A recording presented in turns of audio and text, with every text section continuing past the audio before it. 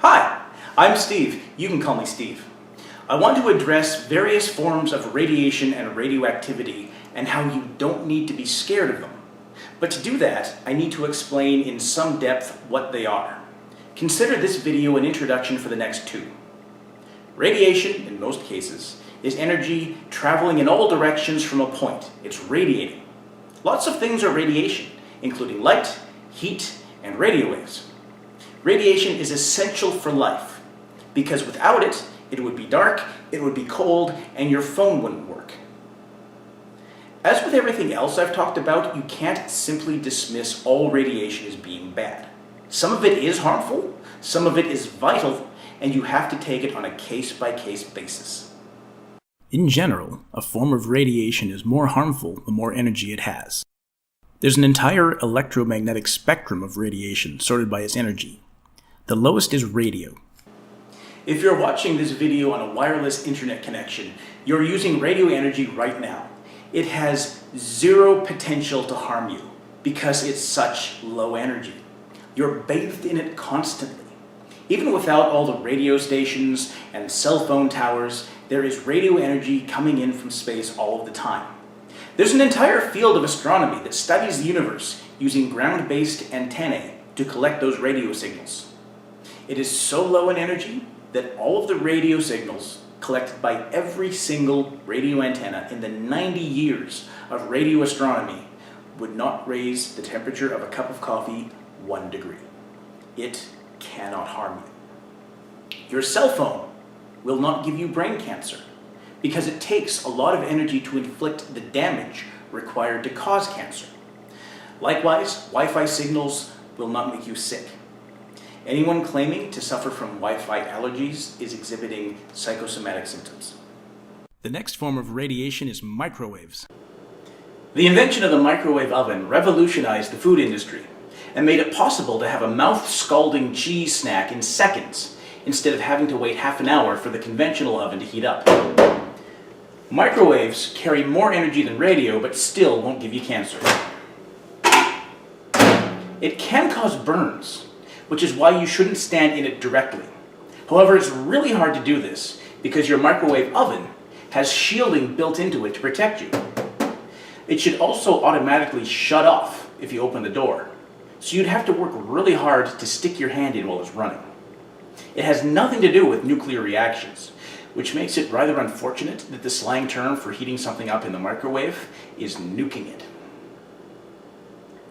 Now, if you'll excuse me, I'm going to have a snack.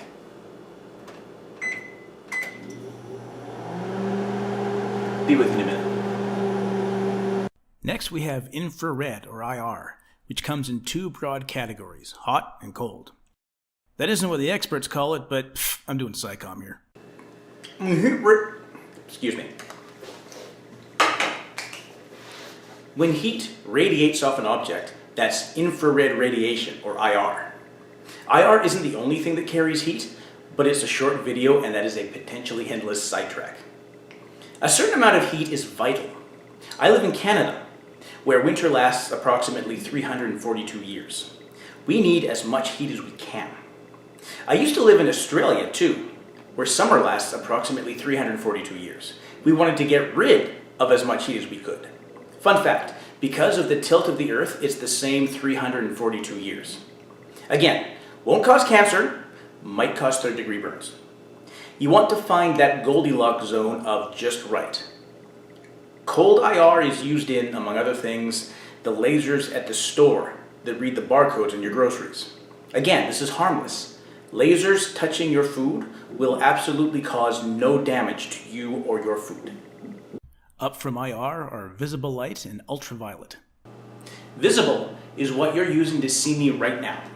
Won't cause cancer, but too much of it can blind you.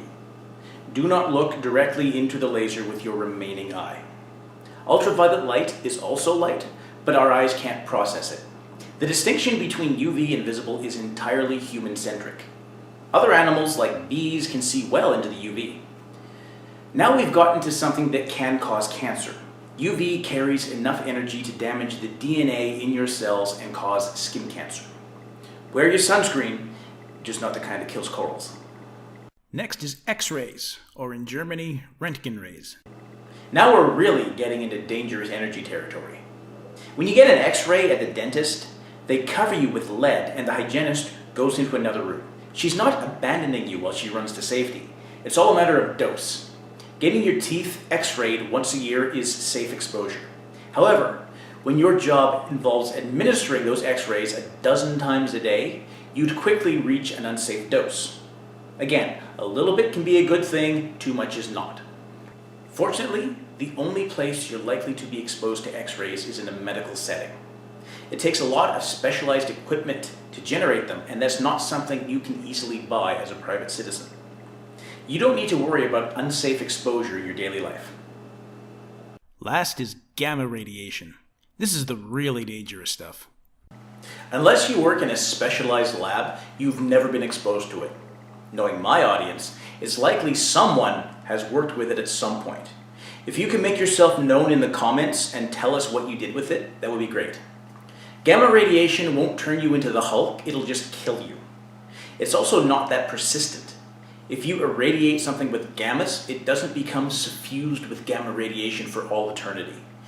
You certainly can't track someone down by finding their radioactive blood in a pop bottle. That's radiation. There's also radioactivity, which is closer to what you think it is than radiation was. It's the product of unstable atoms falling apart. When something is radioactive, its atoms decay to something much more stable, plus a bunch of wreckage. That wreckage is the radioactivity, and it comes in 3 forms. Alpha, which is a nucleus of helium, beta, which is just an electron, and gamma, which I just discussed. I listed them in increasing order of energy, and therefore increasing order of harmfulness. Alpha radiation is blocked by a shirt sleeve, so you need to inhale it or otherwise ingest it to be harmed by it. Beta requires more serious protection, and gamma is something you want to be on the other side of the building for. Again, it's all about the dose. Research at Snow Lab, where I work, suggests that we need a certain level of background radiation in order to develop properly. And not getting this background dose can cause health effects. That's your primer to radiation. I'll be back to go into more detail about specific applications and why you should maintain a healthy, situation-appropriate level of respect for it. Thanks for watching. I've been Steve.